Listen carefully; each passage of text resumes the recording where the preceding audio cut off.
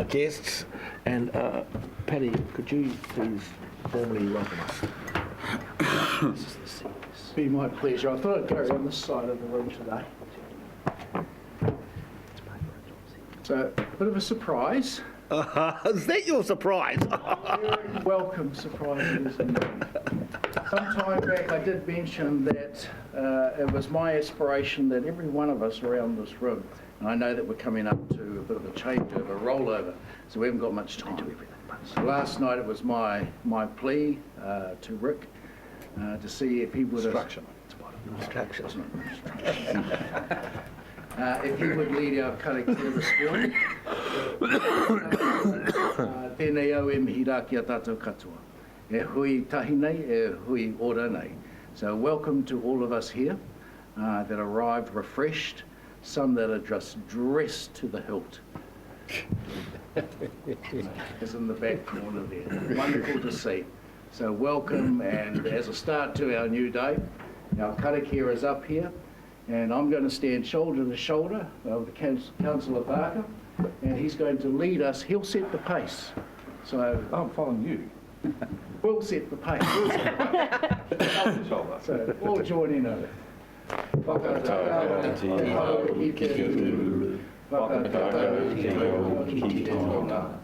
Kia mā kina kina ki rita, kia mā tātara ki tai. E hi ake ana te atakura, e tio, e hoka, e hauhu, ti hei mauri ora.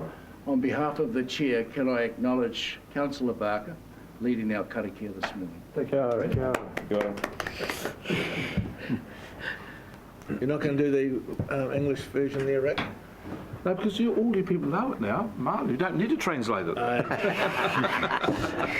Thank you, Patty, and thank you, Rick. Now, before we go to notices, I intend this meeting to last 6 hours. No more than 6 hours? No more than 6 hours. I vote for 4 hours. You can do 4. I'll do some very big prize for you, even better than that one. I'll do it 3.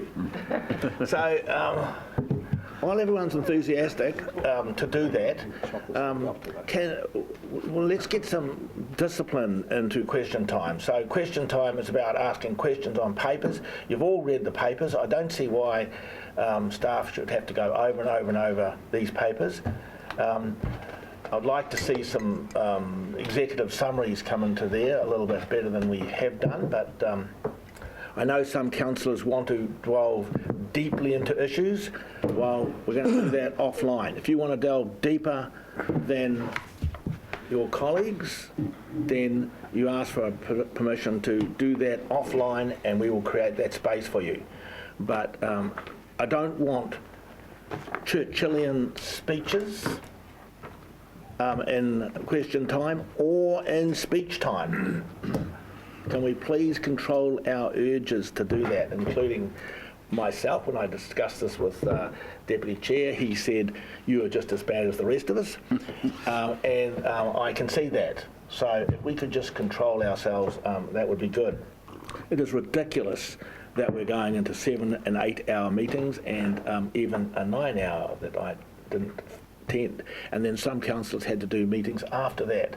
So you can just see how they would feel. You get on with it, Mr. Chair. I wish I had the ability to send someone out to the smoker room, into the cold. You do? Okay, right, we're on to it. Any other notices? I've noticed, Chair. There's been an allegation made against the council that by a member of the RPC that we're institutionally racist. I haven't seen that matter pursued or resolved. Until it is pursued or resolved, I will not be going to any more Regional Planning Committee meetings. I put that on the table now as a notice. I won't be at next week's meeting to kick it off. Are you asking for an apology, or what are you asking? You can put an apology in if you want, but I'm quite happy. An apology from the person who called us. No, I want to see it resolved. I actually want to see it go to the Human Rights Commission and get a resolution, because frankly, it's appalling. And I don't accept it. I don't believe in what she's saying. It's a throwaway line that, frankly, is causing dysfunction in that committee. And until it's resolved, I won't be attending another meeting. Okay, your notice is accepted. We should have apologies first. Are there any apologies? Chair, I'd just like to give my apologies that I need to go to the airport by about 2:30 today. According to Rick, will be finished. So. Bit of luck. It will be. So any other notices? There are no apologies except that one. Any other? Oh yeah, the note. We are at 10 a.m. Steve Carden, who I'm not acquainted with, is going to make a presentation to us. And then we'll move into public excluded. Okay, any conflict of interest declarations? None. Confirmation of the minutes of the last meeting. I move. Second. We have a mover and a seconder. Aye. Are there any issues in those minutes that anybody wishes to? We have a mover and a seconder. All those in favour? Aye. Minutes are carried. You're going so fast I can't keep up. Follow-ups to the previous meeting. I move that be received.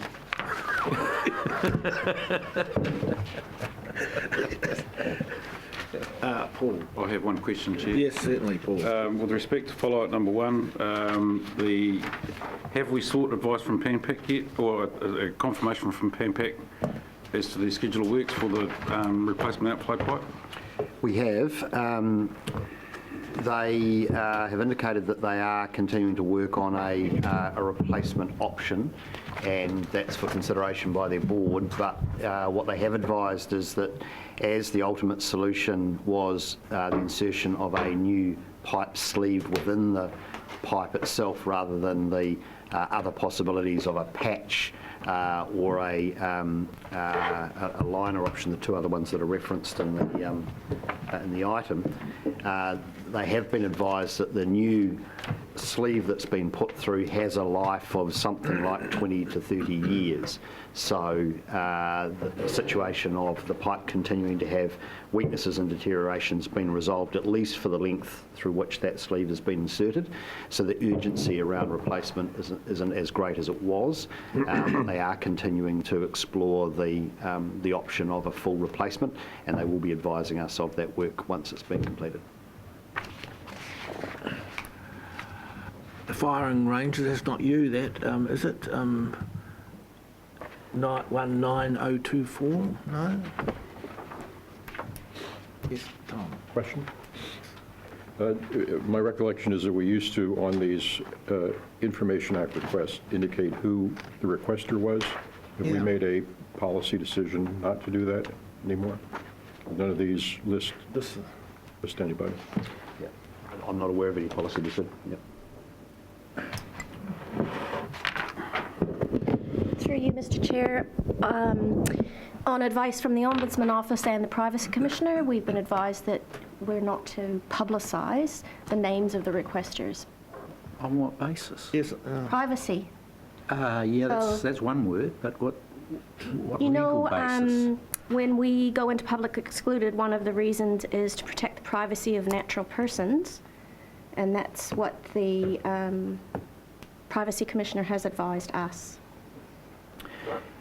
Through you, Chair, can I just check with Mrs Hooper? My expectation is that information about a requester would be reasonably available to councillors for them, so we could provide you outside of the official council business with that information. So that could be done on a regular basis, so you're aware of who the requesters are. But I guess the issue is that we're publicising to the wider community who has made that request. Well, Mr. Chair, with respect, I mean, the Privacy Commissioner may very well muse over his Weet-Bix as to who does and doesn't get the information, but what's his legal basis? Can I suggest that we come back and provide some advice on that at the next council meeting? Yeah, I think we do that because I did notice it. I wasn't going to raise it, but I'm very pleased that Tom did raise it, and I'm very pleased that you have too, because it is a substantial difference. We don't know who's asking these questions. And I think councillors at the very minimum do need to know. Okay, do we have someone to... No, another question, Mr. Chair. My question? Yeah, in regard to the follow-up items, item 3, in regard to Te Ange Marine Reserve, I note the comment that DOC is responsible for the management, monitoring, etc. Can you tell me what, or can we ask this question, what council policy documents such as the regional resource management plan or other planning documents are relevant to marine reserves, and what level of engagement does the council have in terms of its scientific inquiry around the status of those reserves and their health? So the Regional Coastal Environment Plan does include the marine reserves as designated zones of high ecological importance and areas for protection. So the Council's planning documents do take into account the marine reserve designation. The Marine Reserve Act sits above in the legislative hierarchy, the Regional Coastal Environment Plan, in terms of level of protection. Our science monitoring activity in there would be something that we'd need to provide some further advice on, so we'll take that as a follow-up item. Come back. If you could come back with that, but particularly if we do have some or any responsibilities for protection of those areas under the regional resource management plan. Thank you, Neil. Rick? I moved. Oh, you moved. You have another question, so we're going to move it. Do we have a seconder? Peter? All those in favour? Aye. Okay, call for minor items not on the agenda. One, Oh, sorry, Mike. visit You need to get from your hand higher. 2 Whareto, Kotahidana. Yeah. Any other minor items? Okay, we'll move to Item 6. item 6. You do want to go home. I do. Item 6, significant activities. Do we have any questions on the... We always do, so that will be fine. Questions? Being none, Chair, I'll move the report be received. And I'll second. I'm happy to take up my questions with staff at Mornington. Yep. Can't believe this. Alan's going to go for another term. Don't tempt me. That was well done. Okay, are there any other questions on it? It normally takes us half an hour to get through. I hate to think I've intimidated you lot. Keep moving, Chair. We've got a lot to do. Okay, we have a mover and a seconder. All those in favour? Aye. Accept the significant activities. It was actually a very good report. Yes. It was. I just had one comment I wanted to make, that to that Hawi Historical Park thing, just make sure that Councillor Barker wants to attend the next meeting. I'm marvellous. Please. Yes, I will. Yep, make sure I'm there. Okay, we'll move to item 7. Blimmin' heck, we have early smoke aid. Report from the corporate strategy. Neil, I'd like you to do this. Well, Mr. Chair, the report covered some significant issues, and I note the annual plan will be covered in another agenda item 8, so we don't need to consider that. I think the significant piece was, I'm just looking for it, in relation to, we've got the rating invoices, etc., due penalties, we've got that. I'm just looking for the bit on, gosh, sorry, it's escaped me, Mr. Chair.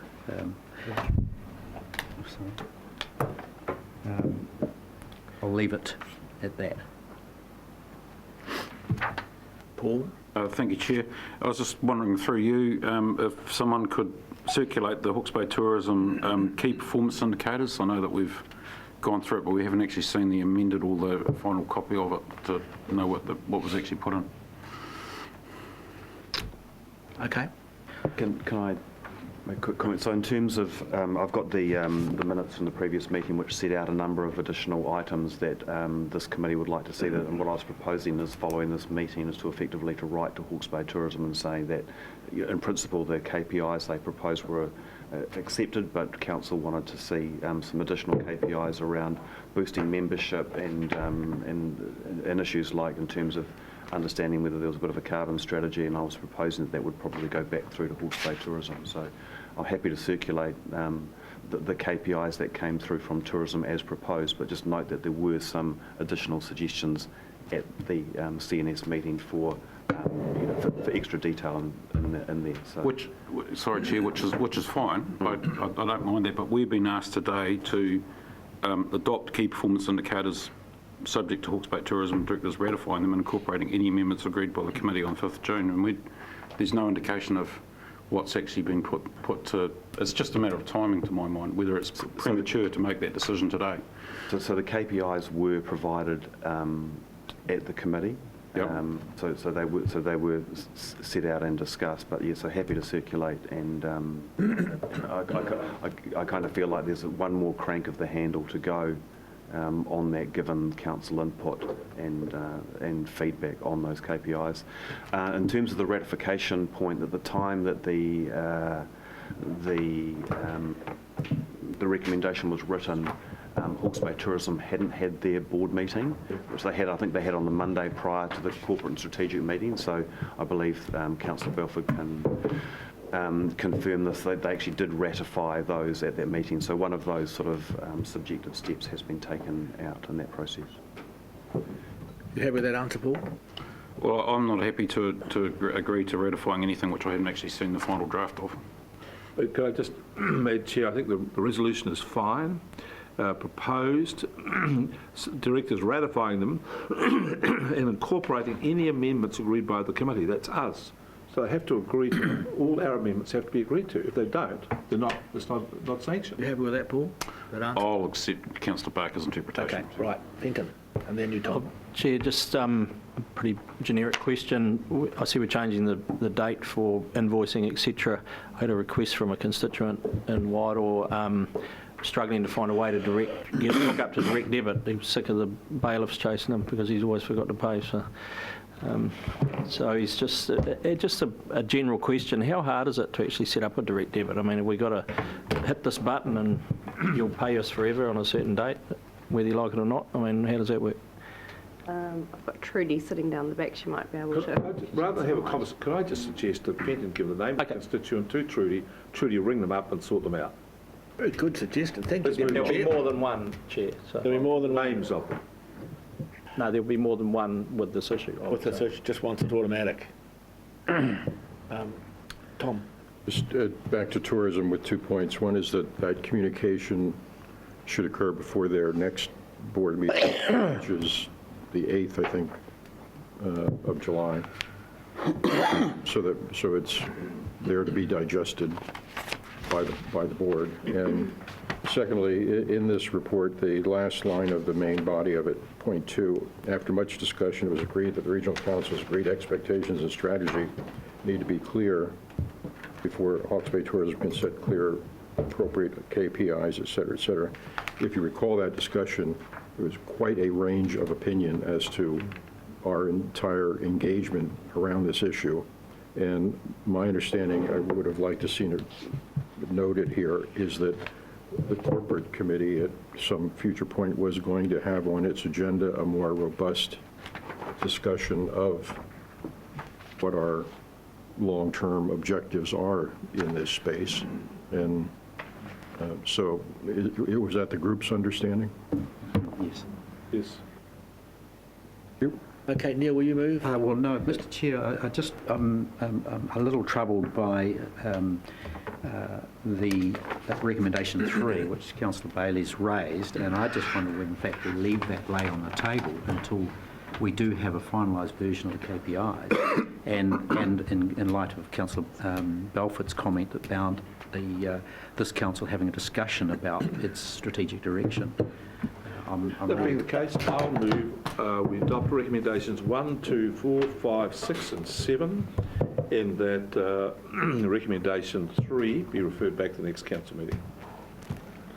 Do we have a second for that? I'm happy to second it. Tom? Okay. Does anyone else want to talk on that? Just one comment, Mr Chair, in regard to recommendation 4, and you'll note that the council will now seek to give preference to suppliers who adopted the living wage, and will consider this as part of the procurement valuation policy. Significant debate on that topic, and but I'm pleased to see it now considered for adoption as policy. Okay. We have an amended, we're not doing 3. All those in favour? Aye. Against? And we've agreed to leave 3 on the table. Yep. Okay. Are you still in shock, Alan? Item 8. 8. Chair, just before we move on, could I have some direction perhaps from the Chair of the Corporate and Strategic Committee in relation to the KPIs for Hawke's Bay Tourism? Is the expectation that that comes back to the next council meeting or the next Corporate and Strategic Committee meeting? Corporate and Strategic. No, the resolution's to the next council meeting. I was deliberate on that. Okay. Yes, it's too long to wait. I was very Okay. clear. That's fine. Next council up. Okay. Next month. They've got a month to sort themselves out. They're going through this twice. Again. Right. The annual plan is, we have spent a lot of time on this. James, do you want to talk any of it? Look, I The rate think... increase is locked in from previous years. I think that's the most essential thing. Yes, Chair, look, we've been through this extensively in terms of the initial proposal and its passage through the Corporate and Strategic Committee and also through the Finance Audit and Risk Committee, and we're now at the point of finalisation. There has already been some external communication around all of this, and the carry forwards, of course, were discussed at some length at the last meeting. So, And at the workshop. we believe that we have addressed all of the questions that council have, but if there are further ones, happy to take them. Are there any more questions on this issue? Just comments, Mr Chair. Therefore, do we have a mover? Then you'll move, Neil. I'll move. Bill move. Seconder? I'll second. Rick is second. Right. Neil? Just a very brief comment, Mr Chair. Clearly an annual plan that is very audacious. It represents a huge amount of work given the state that we're in at the moment. We find ourselves both environmentally and financially, and from the major move we're making in terms of our direction with the port. So the document itself represents a huge level of activity and inputs from staff, and they've done a wonderful job in putting this together. The only comment I would make is around the issue of climate change, which we are likely to declare some sort of emergency around. My concern is the document doesn't reflect an emergency, and I wonder whether our systems are such that they don't enable us to be fleet-footed when it comes to, if you like, changing course in the face of those sorts of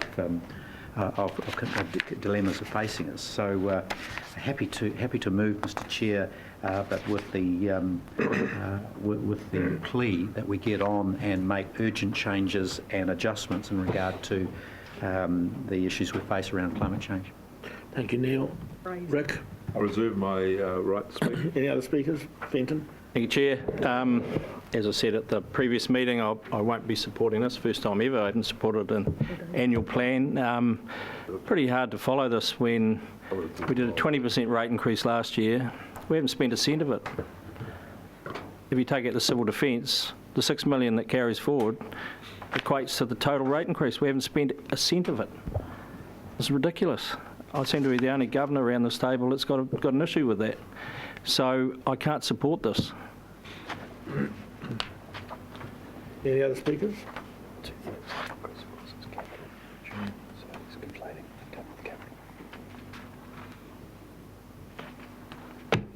James, could you just make that comment on those concerns and might help them through it?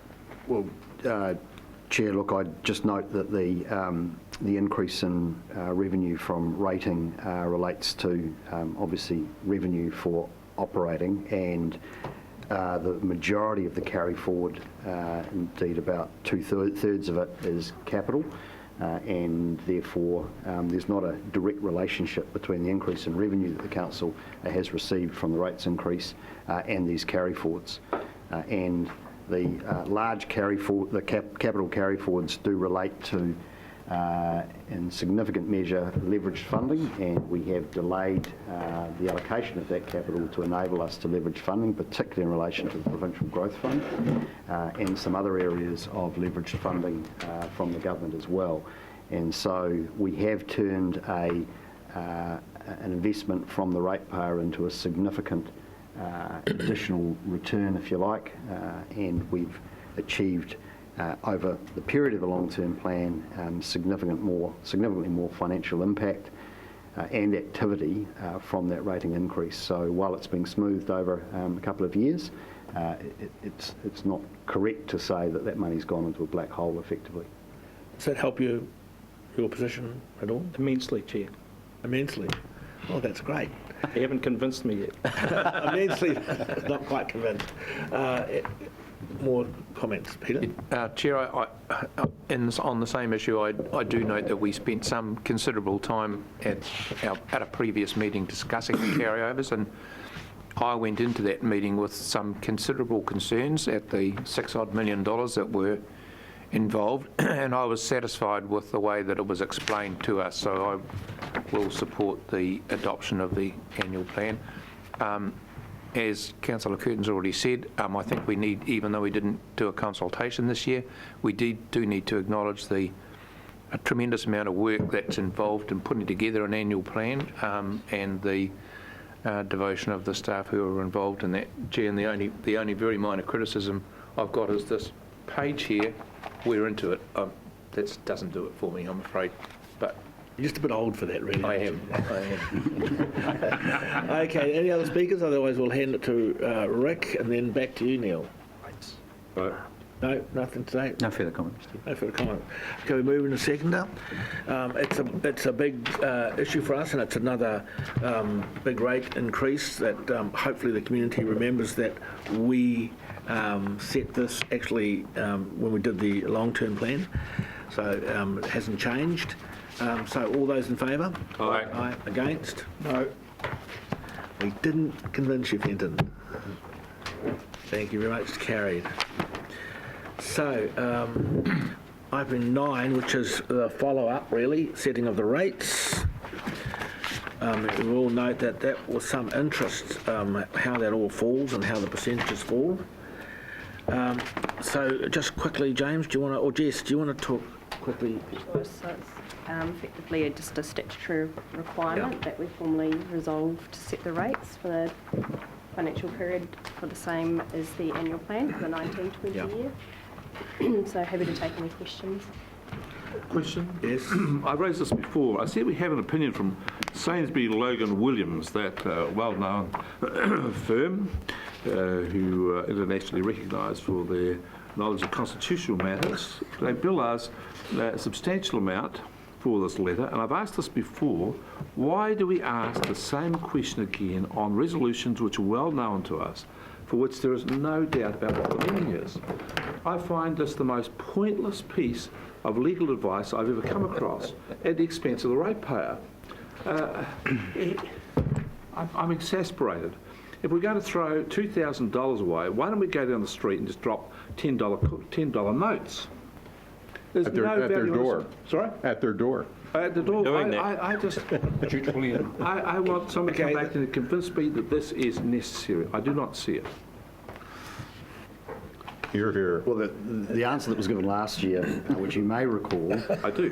Is that it is not without precedent that a council in New Zealand has found itself rating illegally due to the construction of the resolutions and the setting of the rates. And so as an additional assurance that we are within the law, we do seek a legal opinion on that each year. It is a possibility that if we replicate the precise wording each year without deviation, that we could rely on a legal opinion from a previous year, and I'm happy to take that into consideration for the future. That's, well, I think the question, good question. You can comment in a minute. This Another is jobs question. for the boys. Happy to move, Chair. Happy to move? Seconded. And a seconder. Paul, do you speak? No. It's just a technical paper which legalises everything that we've already gone through. So, yeah, not really, no. Rick? Any other speakers? Okay, we'll move on. I'll be against this too, Chair, otherwise I'll be accused of being consistently inconsistent. There's no way we can move you. No, because it's not inconsistent, because it is a follow-up. Okay, all those in favour? Aye. Against? No. For the sake of consistency, thank you very much. So we, Transport Committee, Alan? Would you like to speak to the Yeah, Mr. Chairman, Anne Redgrave is here. Perhaps Anne could come up if there are any questions. Just while she was coming up, I'll just mention that this replica of a Kiwi Rail locomotive was presented to me on the trip to Wairoa that we went on. In terms of the team effort that was put into it, I may well present it to the Regional Council, but then if it fits my train set, I may not. we aren't royalty, Alan. You're allowed to keep it, I reckon. I was there when they gave it to you. Take it home. Anne, do you wish to speak to your paper? Any Thanks, Mr. Chair. I'll just take any questions on the Regional Transport Committee meeting. questions? Yes. Oh, just to follow up an email I sent to councillors last night. I'll have to form this into a question after our speech this morning. Okay, start with the question word. What? What is the progress on the Wairoa dump station for trucks, please? There you go. Good. Councillor Wilson knows... You'd like me to tell you? Yes.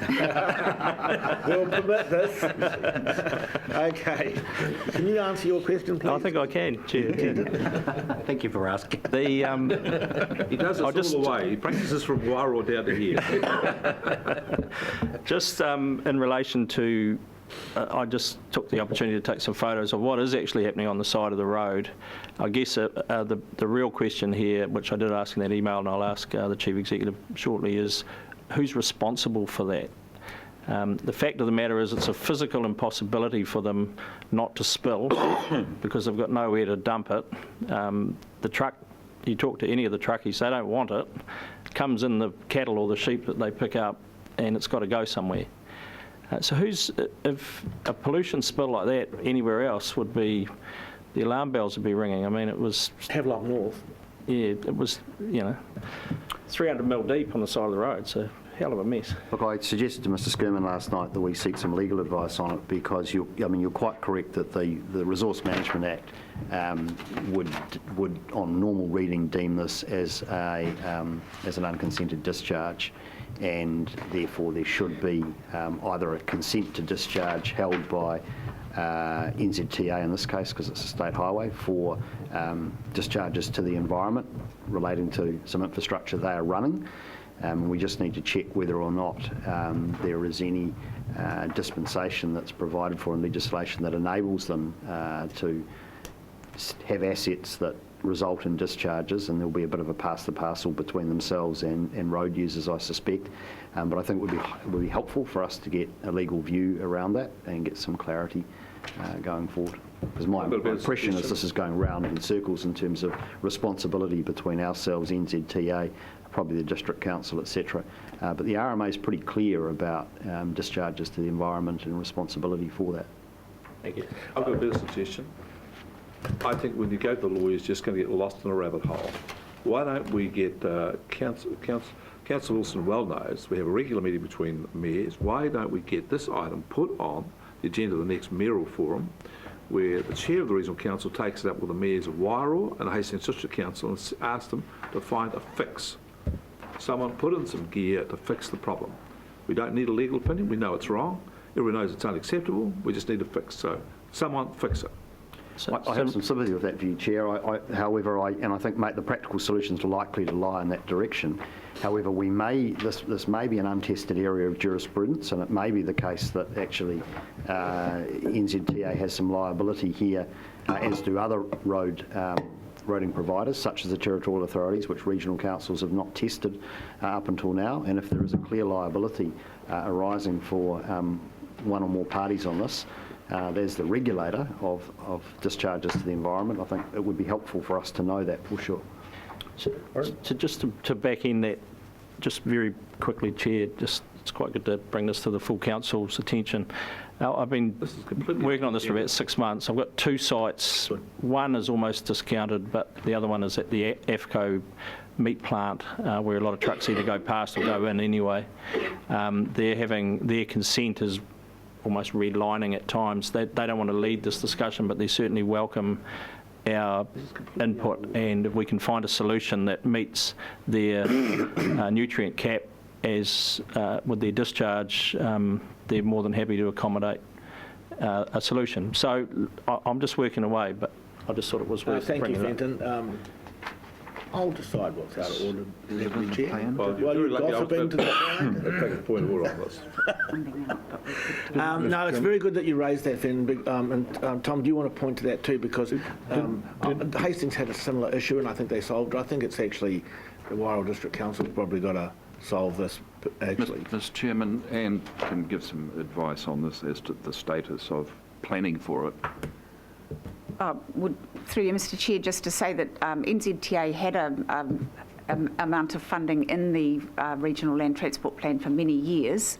There was no progress in finding a site on the state highway, so that funding was actually removed, but however, can be added back in again through a variation.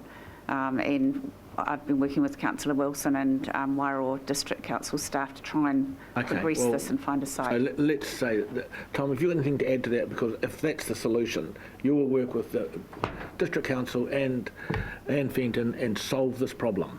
You happy with that, Deputy Chair? Yeah, don't hear it again. Do you want anything to add to that, Tom? I just thought it had come before this council before that, and 2 sites were created on State Highway 5 at one point for the same reason. I thought that this council had a hand in sorting that out.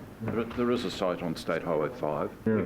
Okay, Paul's guys, we're going to sort this out, and you're going to drive it and lead it. Are there any other questions? Mr. Chair, I just want some clarity, if Anne could help me, in regard to recommendation 2, which seeks to adopt the plan. And then following in 2.1 through, etc., those various recommendations from the hearing panel. Can you? You're not on 11 or on the wrong one? 10. I'm 10. Oh, look, I'm ahead of my time. There are 2 of these. First time. I'll move the recommendation. 10. Thank you very much. Rick, we have seconded Fenton. Do you wish to speak? Anyone wish to speak? Except Councillor Curtin, who wants to move down the agenda. Okay, all those in favour? Aye. It's carried. Now, it's your turn, Councillor. 11.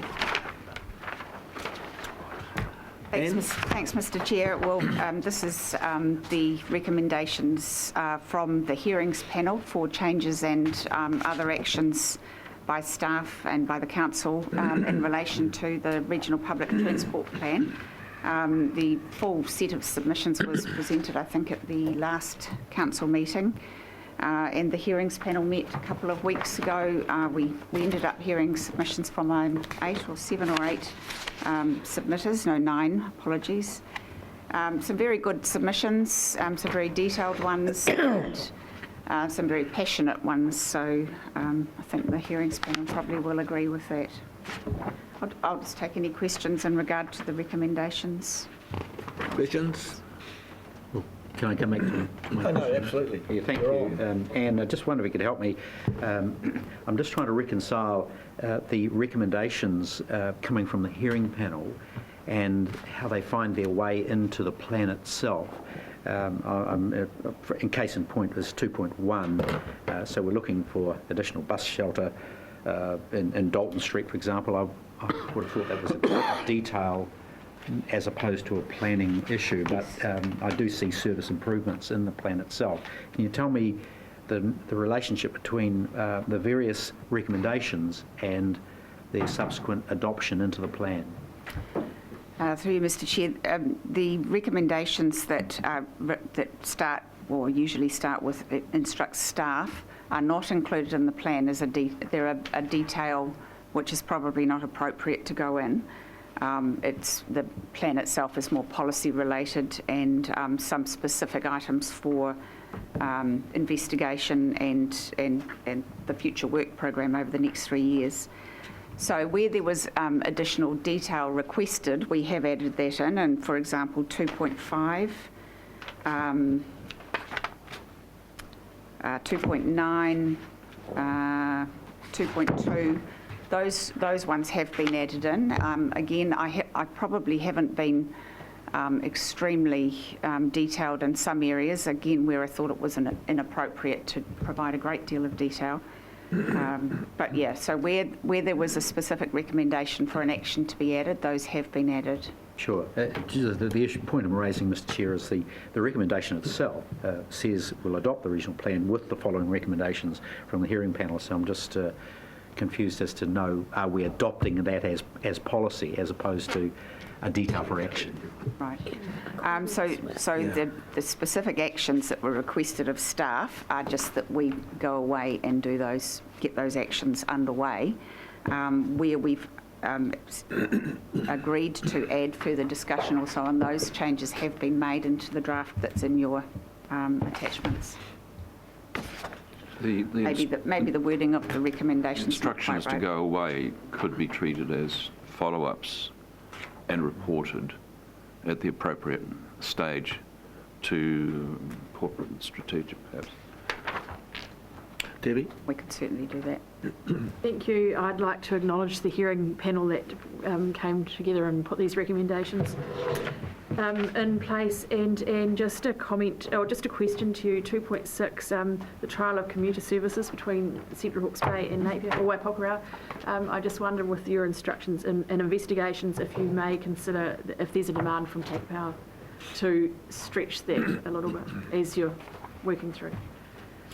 Through you, Mr. Chair. So the main item in the plan itself is to conduct a detailed investigation. That particular recommendation was added as a type of emphasis from the hearings panel. So we are looking at all needs. It will be about what does the community need and what's viable for us to provide. We have to always balance that up between viability and the demands of the community.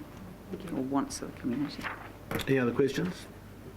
Do we have a mover to accept that? Can I just add? Well, I'll move. You'll move, Alan. Okay, Yeah. Alan moves. We've seconded it. Seconded Neil. Alan. Yeah, can I just add that the workshop session was very valuable, and in hindsight probably should have done it earlier in the term.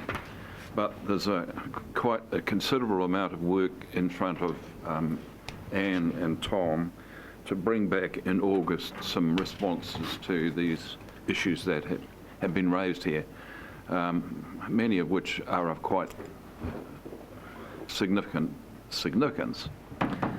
And can I say that in terms of the debate about carbon, then the greatest opportunity for reducing carbon emissions, apart from mass planting of trees, can come from moving single passenger liquid fueled vehicles off the road and moving those people into public transport, and that will be a significant focus of the work that's undertaken and reported back. Thank you. Neil. Just very briefly, and I'd just like to say that the process, the reporting, the development of the plan and the process is extremely well done. Again, we've got staff committed, dedicated to producing excellent results in the business we do.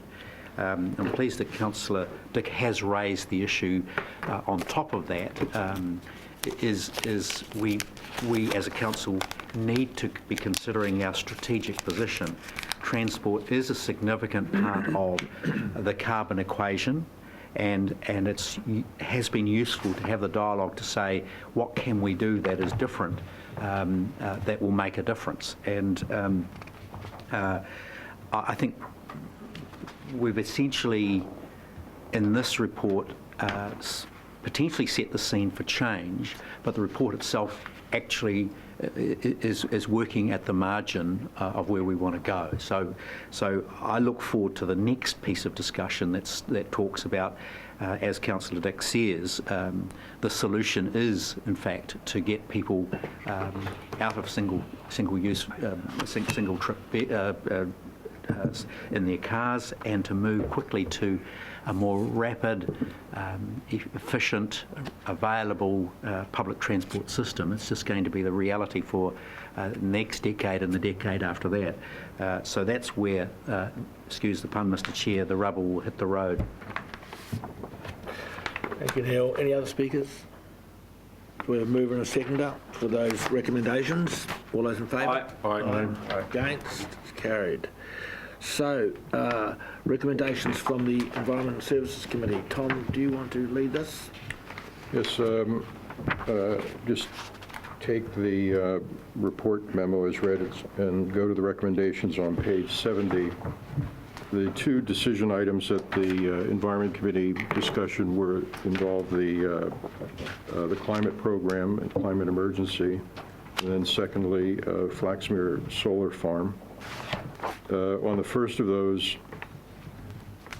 I think there was a package there, as you see in recommendations 3 through 10, to respond to the urgency I think most of us feel about the issue, and certainly the community does.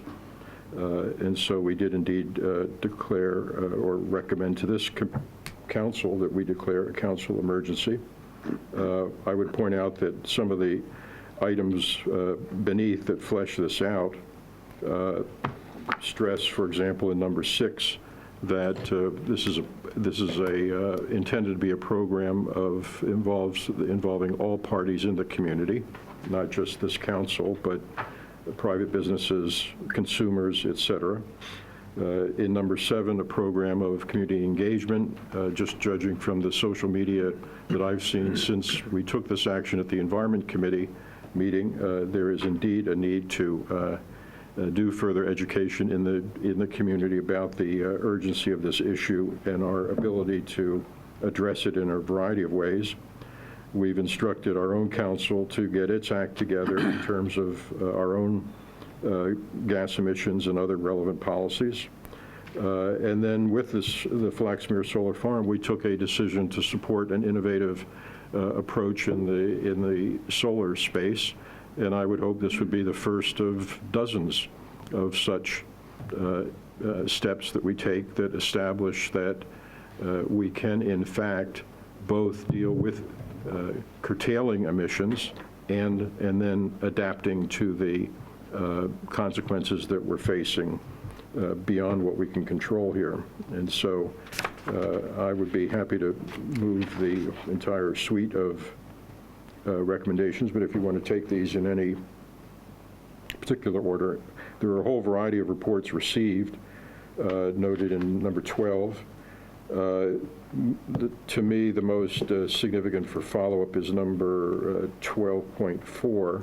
Quite a bit of work was done by staff to identify all of the central government policies, programs, fundings, et cetera, that impact the work that we will be doing over the next few years. And they did an excellent job of sketching out what all of that entailed. And I think we did agree that we would find a way to bring that particular framework back in front of the council at some point to make sure we fully digested its implications.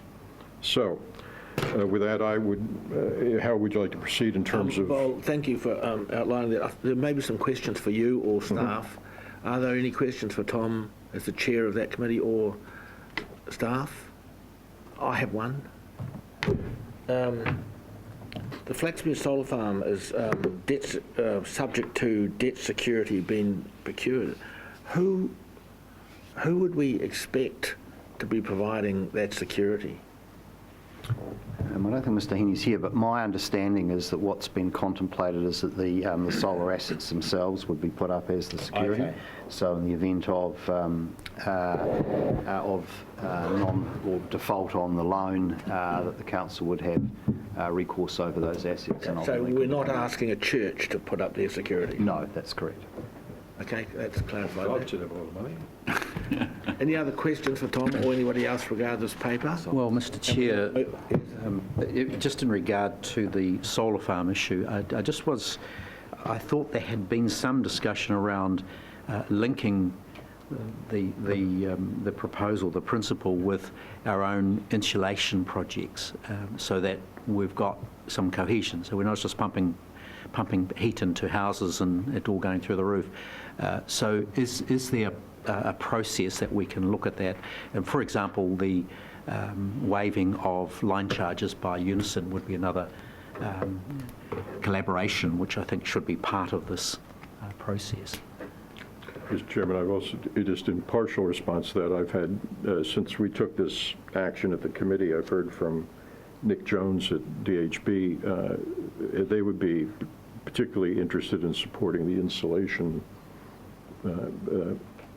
requirements of this, which is the way we put it forward, I think, in the discussion. You know, it's a very good point raised by Neil that this is an outstanding thing that we're going to do here, and but we need to make sure that all the other things are done around it. Okay, so Tom, you'll move this paper? If you'd like to move the entire... Yes. 1 through... Yeah, I don't think there's any controversy there. 12, I would do so. Do we have a seconder? I'll second it. Could you take 3 through 10 separately, or...? No. Okay, that's fine. No, I want to take the whole lot. Paul, you had your hand up first. You're the seconder? I second. Oh, he had his... Okay, you're a seconder then? Yeah. That's fine. Okay, Tom, the floor is yours. I've had mine. You've had yours. Rick? Right. Alan? Mr Chairman, I had some little reservation about this item, particularly the declaration at the committee level stage, and that does not mean that I am a global warming denier, but I choose to be aware and concerned about another existential risk in the current new environment of the renewed Cold War. But however, I'm prepared to go with the flow on this, with the reservation that it's actions that are important, not words. And I'd compliment Councillor Belford on his perseverance on this issue, so I'll support it. Thank you, Alan. Paul? Thank you, Chair. I think recommendation number 7 is, I'm with Councillor Belford on this one, about it being really important about how we engage with the community, because there's, and like Councillor Belford, a number of discussions I've had on social media since last week when we, at the Environment Service Committee meeting, there's a confusion around what... To my mind, there's a bit of a confusion around what the risks are from climate change. People seem to immediately jump to this whole thing about it's just protecting a whole bunch of houses on the coastline, without recognising all the other effects that we have to deal with, like storm, major storm events and the stop banks and so on. There seems to be a real concern about why are we still allowing houses to be built in Te Awa and parklands, and that's just a communication thing about how this planning cycle was so long and cumbersome. And there still seems to be a fair amount of confusion about what the roles and responsibilities are of Napier City Council versus what the roles and responsibilities are of Hawke's Bay Regional Council. So it's just, I mean, when we're doing these communication things, I think that they're the kind of issues we need to we could focus on. And the other one, of course, is just how much is this going to cost people, and that'll all come out through the consultations through the long-term plan or wherever. But nevertheless, that's something else that seems to be concerning people. Peter? Yeah, Chair. Thank you. I'd just like to draw Council's attention to Resolution 9, which I think is a really important one as well. Advocate to the Ministry of Environment to include greenhouse gas emissions in the consenting process under the Resource Management Act. I think that's actually a really important component of this whole suite of recommendations, and I'm very pleased that we've proposed to adopt it. I thought there was a very well argued opinion piece in the Hawke's Bay Today written by Martin Williams 2 or 3 days ago, which I thought very succinctly put forward the importance of this particular recommendation. Thank you, Peter. Speakers? Fenton?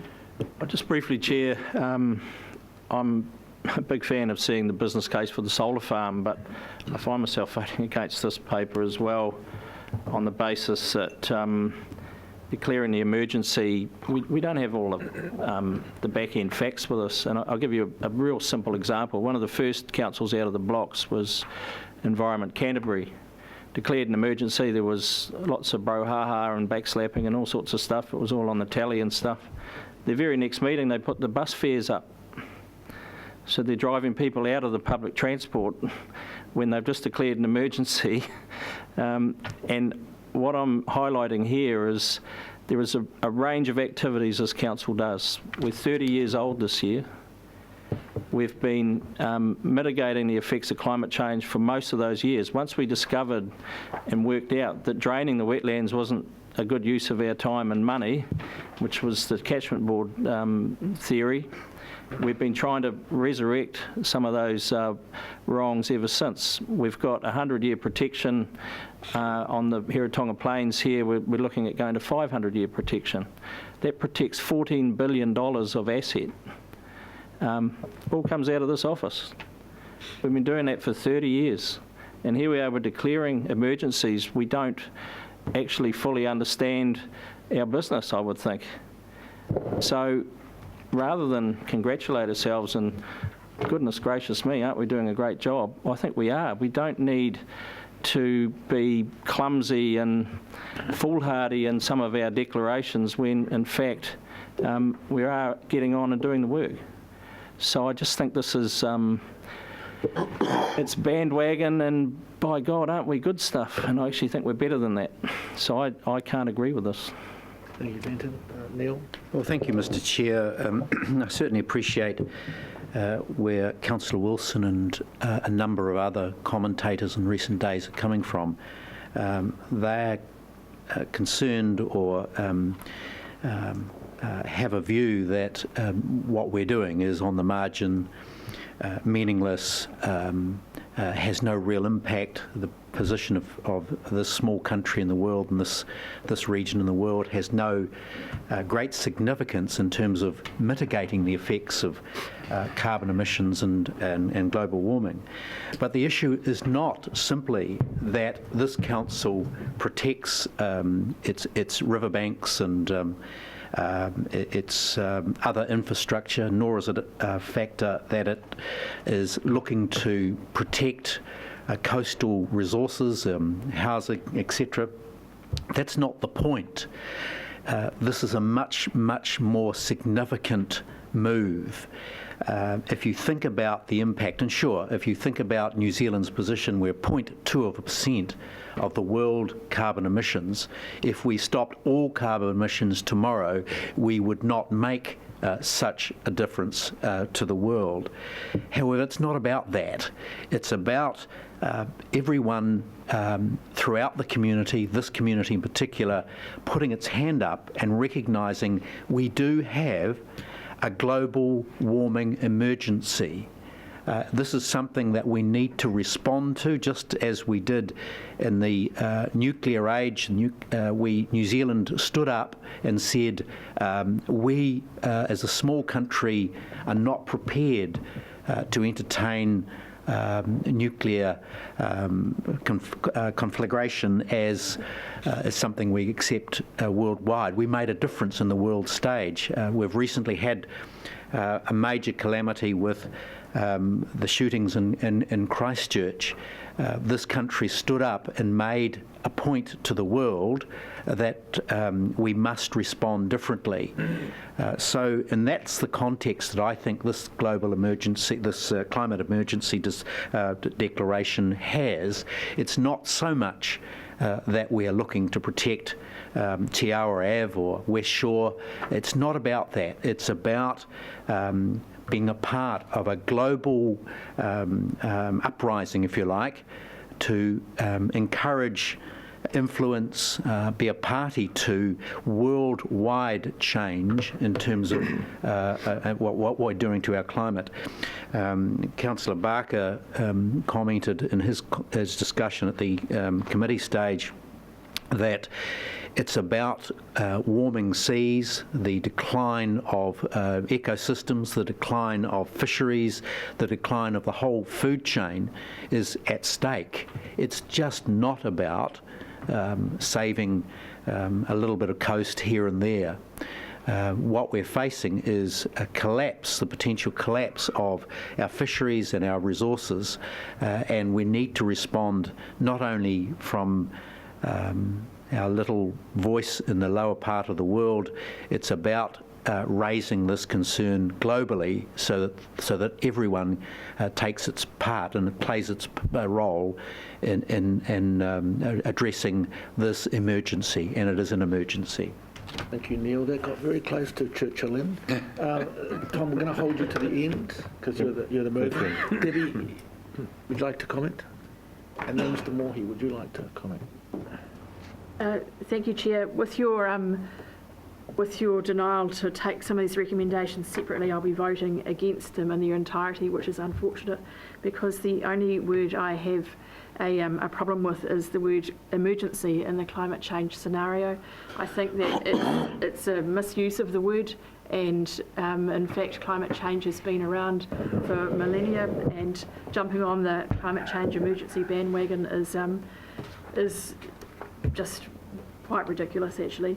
So this council has a responsibility to the community to walk the talk of these recommendations here, and the reality is that we still have tons of sediment that's pouring into our coastal environment.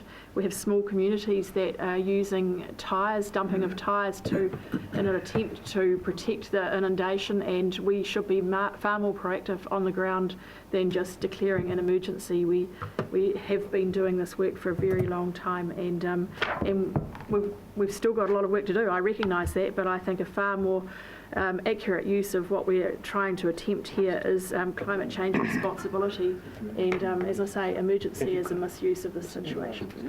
Thank you, Debbie. Molly, would you Yes, I think Councillor Debbie has summed it up well, but Councillor Curtin has been very articulate in his words, and we need to get on with the job, so I thoroughly agree with him, and I think he's done it very well. Thank you. Before I hand back to Tom, I want to say a few words myself too. Firstly, I'm really pleased that the solar energy thing, and I'm not close to it, but it's such a wonderful innovation to go into one of our poorest communities. And I take on what Neil said about, you need to build up all the other things around it, but it's a tremendous thing for this council to support for the community of Flaxmere. Just on the climate change one, I endorse everything that Neil said. I think he said it very well. 2 points. I'm very loath, Fenton, to be compared with Environment Canterbury. They're still not a democracy, and I don't want anything to do with a council or their decisions that isn't elected from the people. So until they are, their view holds little relevance to me. The other thing I want to say is that I have talked to the mayors at the mayoral group, and they are all very supportive, and they all understand that this is a statement, as Councillor Curtin has pointed out, that's a really important statement. It just crystallises everything for us, but they all realise that what now? And so we're having some discussions on where we go from here as a region, and that's going to be really important that we all work together on this, because a statement without the work behind it and the energy behind it is nothing. So, Tom, back to you. I would just close with two comments. One about the fact that Councillor Dick has raised that, yes, there are one or two other pretty frightening threats out there, nuclear being one of them, biological issues being the other, either of which is capable of wiping out most of us. The difference that I see here is that climate is, it is something that every one of us, every council, every government, every business, every consumer can do something about addressing this particular threat, and it's our obligation morally to do that. Even here in Little New Zealand, we are the 5th per capita emitter of greenhouse gases, so we're not entirely without blame. Now, we have a lot of cows backing that up, but nevertheless, that's the reality of where we are in the greenhouse gas equation. And the other point is, I'd come back to number 5 here, which seems to be the most innocuously worded, but it has us stating that climate change will be a primary factor for consideration in all of our decision-making processes. And I think, to Fenton's point, it is critical that we now be consistent in applying this lens to everything that we do, in terms of priorities, in terms of our behaviors as a council, in terms of what we ask other players in the community to do. Consistency is absolutely essential here, and I think in adopting this resolution, everyone who votes for it is basically signing on to saying this is in fact going to be the lens through which we view our programs and activities going forward. That's right. Thank you. Thank you, Tom. Okay, we move and second. All those in favour? Aye. Aye. Against? No. Against. Division? Yeah, go. All those in favour?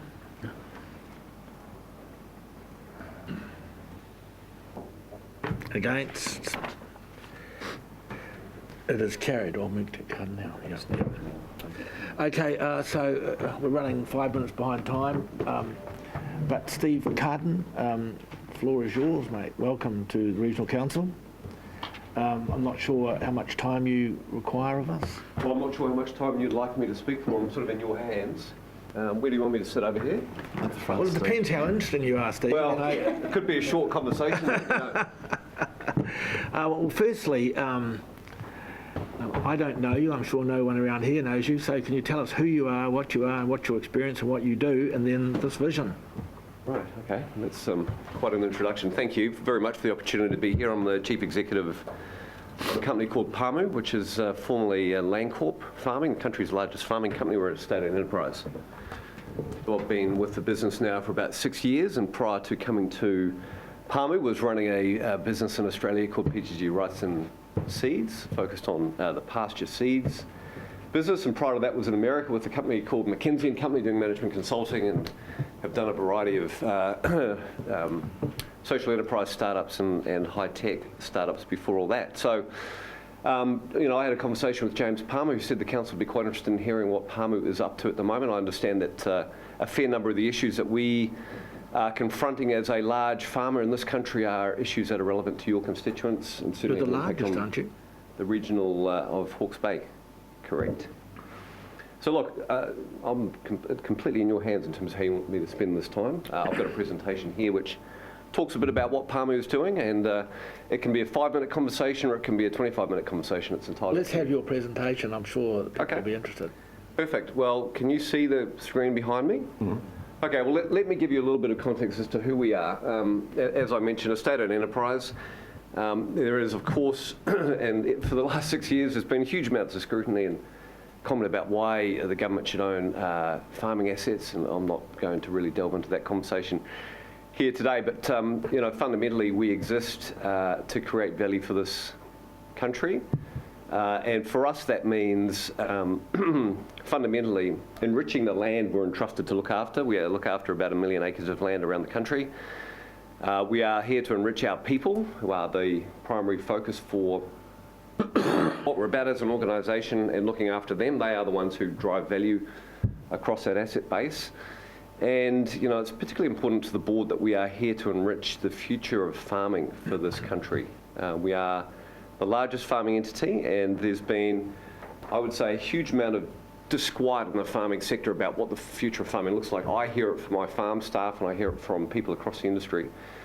And you know, our role is here to make sure that the future of farming for New Zealand is brighter than the past for farming. And that's a role and vision and mission that we take really, really seriously.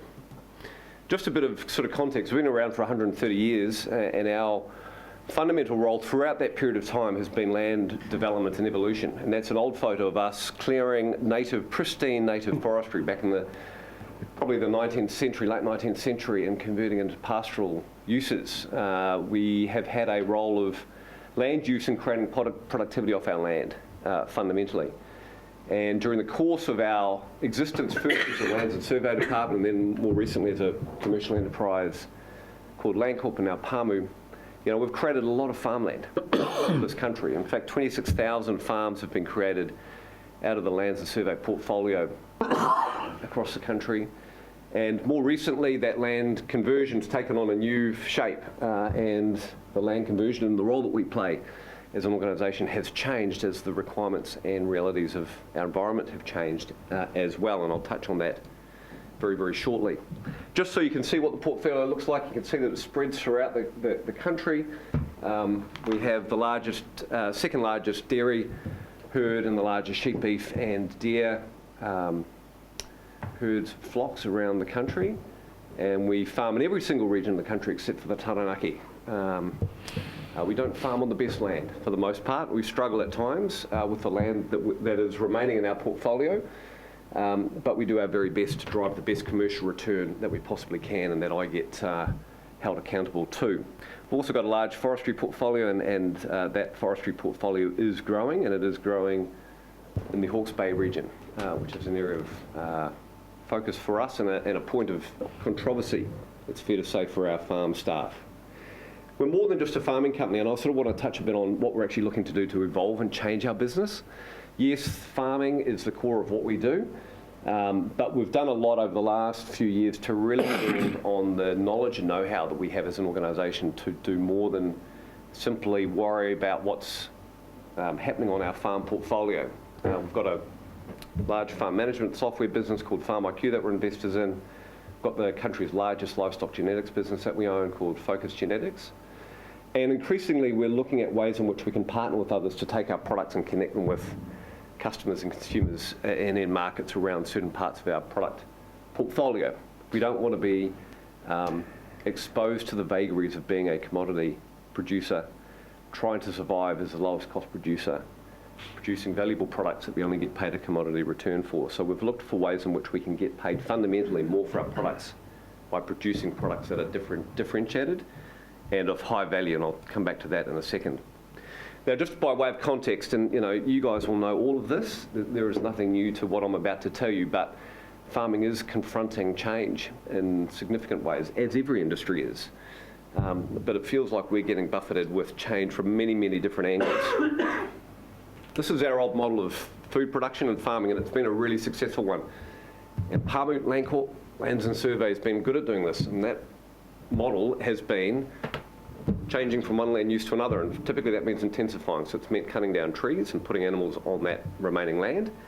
And then when you've done that, figuring out ways in which you can put as many animals per hectare as possible on that land to produce more meat and wool per hectare of land. That has been our model. We've been very good at it as a country. But it's reached a point where that model doesn't work as effectively as it used to, and there are lots of constraints to that model working in the future. The first and foremost of which is it's put a tremendous stress and strain on the people who work in the sector. We've had great difficulty attracting good people into the sector. We've got an ageing workforce. We don't have young people coming into farming. We have a terrible health and safety track record as an industry. We're paying a lot of people near to or below the minimum wage based on the number of hours that they work. So we haven't been a good industry necessarily at looking after the people who are the lifeblood of our industry. The second problem with our constraint, of course, with our model has been all the externalities that farmers rely on to be successful have come under pressure. I think it's fair to say that our cost of producing the food off our land has not been accurately reflected in all the assets we draw on to produce that land. So the soil's become degraded in many parts of the country. We have issues with air, not least of which is our methane emissions.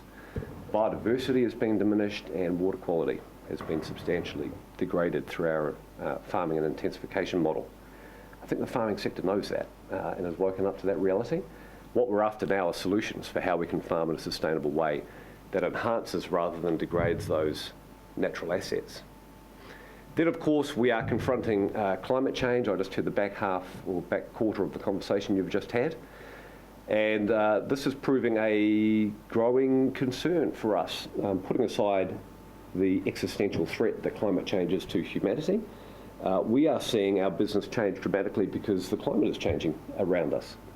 The seasons are changing, biodiversity patterns are changing, the disease spread is changing across our business, and we are recognising that we are going to have our business quite substantially impacted by how climate change is impacting the broader operating environment for farming.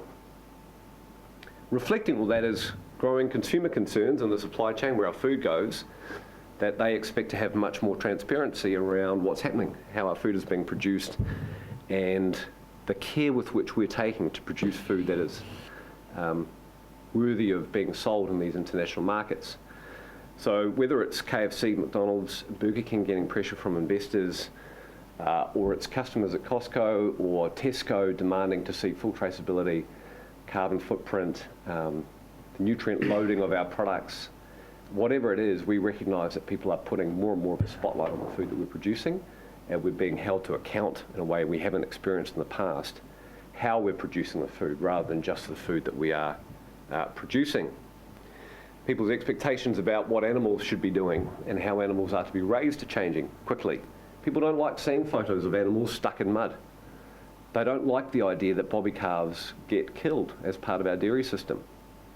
They are concerned about the way in which animals are treated when they are shorn, when the wool is taken off them. These are realities. We're used to them as farmers, but people's expectations as transparency grows about how food is produced and people look through the supply chain, their expectations around how they want the food to be produced is changing, and that's having an impact on our farming systems, how we need to produce food. Then, of course, on the other side of the equation is the significant changes that are happening from a demand perspective. We have a global health crisis emerging in parallel with a climate change crisis around obesity. Type 2 diabetes is going to be the single largest causer of death globally from a health perspective, overtaking cancer and heart disease in the next 10 years. And so that's forcing quite a significant rethink on the sorts of food that we're eating, how much food we're eating, where it's going, and how much is being wasted. And of course, it's not surprising that people are starting to scrutinise both the environmental cost and the health profile of foods that we're consuming. And we're seeing a substantial growth in plant-based foods, which as the country's largest animal producer, is going to have a material impact on the longer-term demand for our products over time. So I'll just pause there to say nothing in any of that is new to anyone here. I recognise that, you guys get it, but I'm just restating that these are all the competing factors coming into a business like Palmer, which is trying to get it, we're just pleased that you get it as well. Pardon? We're just pleased that you get it as well. Yeah, well, I think people are quickly waking up to this fact. What it does mean is for a company of 1,000 people like Palmu, most of whom exist on farm, there's a huge amount of uncertainty, disquiet and fear amongst our farm staff about what the future of farming looks like. Sitting there with their families looking out over these farms that they run very well and take great care and passion in running as well as they can, and there is uncertainty about what the future of farming holds. And will they have a farm will their lifestyle, will their home, the local school, the local community be the same in the future as what it's been in the past? And those are not easy questions to provide answers to right now, frankly. And so we're trying to shape and present a picture of the future for our farm staff, which gives them hope about what the future of food production and farming looks like. So let me just really quickly touch on what we are doing, because it's really easy to point out the problems. It's much harder to come up with the solutions, as we all know. So the first thing we're trying to do is to create what we call resilient farms and rural communities, and change the dialogue internally about what good farming looks like, and not present it as a trade-off between efficiency and the environment, but very much but presented as a win on both fronts. The most efficient, long-term, profitable and resilient farm systems are those that work in harmony with nature, not against it. Work to create great places to work and live, not create places where there is exploitation of staff. Enhance the well-being of animals, not exploit the well-being of animals. And we're far from producing the answers to those farm systems, but we're starting to get some ideas about where they might exist. So it's a combination of doing different things. First off, we're really focused on the health and well-being of our people. We've got to put that at the front and centre of what we're doing. So we've had a big push on health and well-being, mental well-being, looking at how we can reduce pay equity differences amongst our farm staff, and fundamentally put in place a career in farming for our people that enriches and enhances what farming means for them within our organisation. We've seen for the first time in a long time a drop in the number of people who are leaving our organisation. We used to have a significant churn of people coming out, and for the first time ever, in the 6 years I've been there, we've seen that drop substantially, as I think people now recognise that they have a place, that they are recognised and valued. The second thing we're trying to do is to use technologies to rethink how we're farming. In the picture in the middle is an example of cow collars that we're trialling on some of our South Island stations, which use GPS technology to keep animals within boundaries rather than using physical fences. So we have a large high country portfolio of properties. The economic cost of fencing those is prohibitive to keep those animals out of the waterways. So we're trialling these technologies as a high-tech solution to keep animals out of waterways without the prohibitive cost of fencing. That is one example of a lot of quite exciting technologies that are coming through, which I think are fundamentally going to change the way in which we can farm. Working smarter, not harder, as we tell our people. The Internet of Things, big data, is going to have a huge impact on farming. We've seen it in the large row cropping systems in America. We're starting to see it now in the intensive pastoral systems that we're used to. And the third thing we're doing is we're experimenting with new farm systems. New Zealand farmers are fantastic at innovating around farm systems, but we're looking quite hard at quite alternative farm systems, which are quickly becoming the norm. We've got a growing portfolio of organic farms across our dairy network, and we've got a growing portfolio, small at the moment, but growing, of regenerative farms.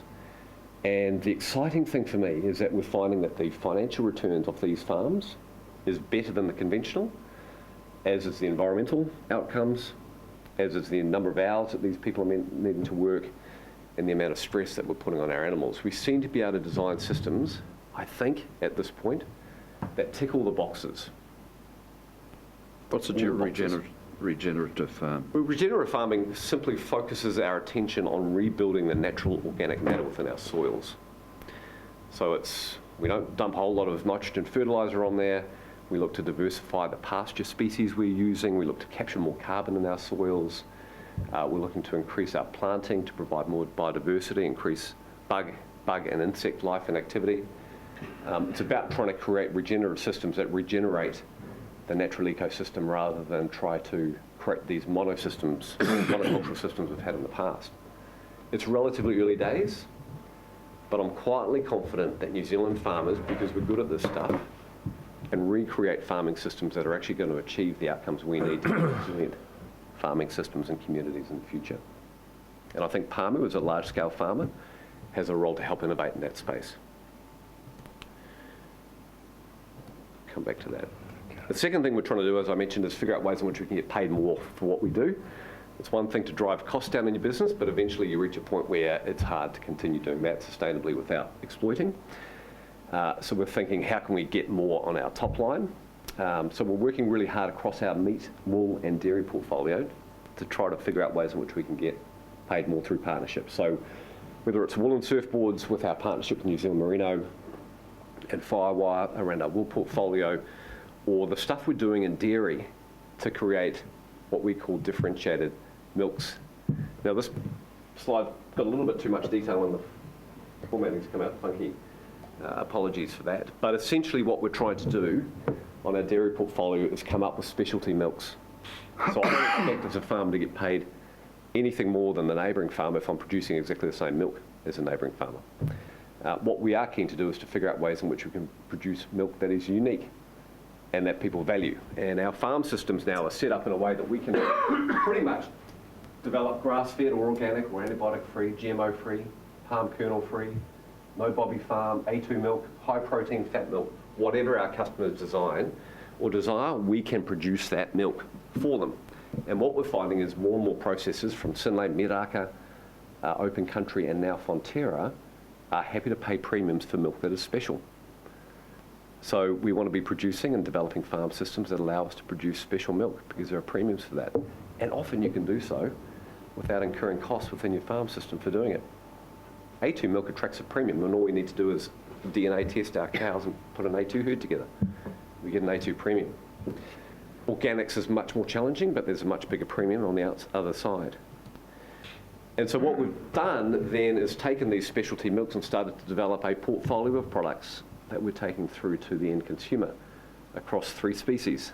So we've got a cow milk portfolio, which is now taking organics into the Chinese market. We've got a sheep milking business, which is taking sheep dairy products into the Asian markets, in a joint venture called Spring Sheep, and we've developed dairy milk, which is producing dairy milk products for the Australasian and Hong Kong food service industries. Restaurants love dairy milk. And we've partnered with a cosmetic company in Korea called Yuhan to produce the world's first dairy milk cosmetics. Now the great thing about these farm systems is because you get paid such a substantial premium, because they are different milks, you don't need to work as hard to drive costs down. You can actually come up with farm systems that are less intensive on farm, producing high quality milks that get a paid a premium. This has got to be the future of New Zealand farming. Differentiated products that attract a premium that don't require us to continue to intensify to drive down cost, which is the old model. It's hard work, it takes time, it's expensive, it's not without risk, but I think it's the only way we navigate through these challenges we have about sustainable food production systems in the future. I won't bore you with all these products, but this is what we're taking into market. The third and final piece, so we're looking at resilient farm systems for our pastoral portfolio. We're looking to take our products close to the consumer and get paid a premium. The third thing we're doing is changing our land uses. And we recognise that we don't need to put hooves on every single hectare of land. We can put more roots down. And we are developing now, for the first time in our 130 years, horticulture programs across our farms and growing our forestry portfolio. Yes, there's a benefit to doing so from a carbon capture perspective and a carbon valuation perspective, but we're trying to do it in a way that enhances our pastoral operation rather than replaces it. And here's an example from our GPS mapped farms. This one is a Māmari farm in the Northland, and it provides a view of what sort of today's farm looks like and what the farm will look like in 2040. And because we can't get a high resolution GPS image here for you, it looks like we've covered everything in trees, but that's not actually the case. What we are doing, yes, is retiring some of the less productive land up the top into either production or native forests.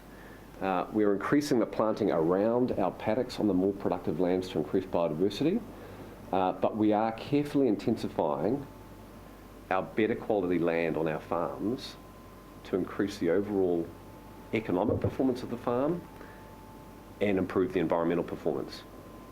We do get carbon income, we get forestry income, but we're actually looking to intensify on the better land our pastoral activity around new farm systems to drive overall productivity and profitability across our farm systems. This is about farm redesign. It's not about just taking entire farms out and putting them in trees. It's about using trees to enhance profitability and environmental performance. And we're really confident that we can do that on our farms without losing staff numbers, we think. Can you talk a little bit more about what you're planting and what your rationale is? Yeah, well, we've got a right tree, right place philosophy, which is all about trying to identify the right species of trees on the right land, get the right economic and environmental outcome. We work very closely with our partners, PF Olsen, on doing that, and it's done on a, per hectare basis. So it's done very, very carefully. Our mix at the moment across our forestry portfolio is still about 70% exotic and 30% native, which includes a Manuka development and plantation program. But for the most part, it's all about trying to get that balance between biodiversity, soil stability, carbon capture, and overall farm income. How do you protect the young trees? Peter, sorry. Sorry, Steve, you got much more to... I've only got like literally one more slide. How about I just wrap up? As I mentioned, we're doing a lot in the horticulture space. We're starting very small, but we're looking at horticulture opportunities across some parts of our portfolio. It's nowhere written anywhere that we need to always just farm animals. So we are looking to diversify our land use and look at a range of alternatives. We've got our first hemp plantation underway, which is Like exciting. hardcore dope to me. What's that? Oh, nothing. It's on the East Coast, isn't it, Steve? They haven't got the It's good not on the hemp. East Coast, actually, no. And we're learning.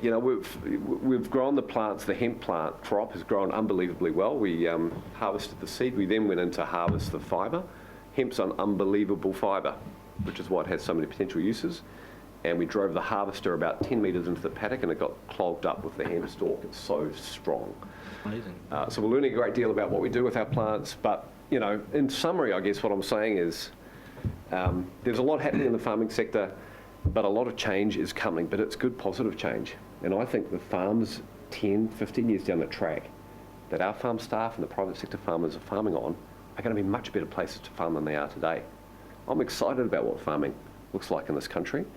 It's going to be hard for us to make that transition in the next 5 to 10 years. There are some challenges, but I'm really excited about what the future of farming looks like because we're changing in a way that's positive and sustainable.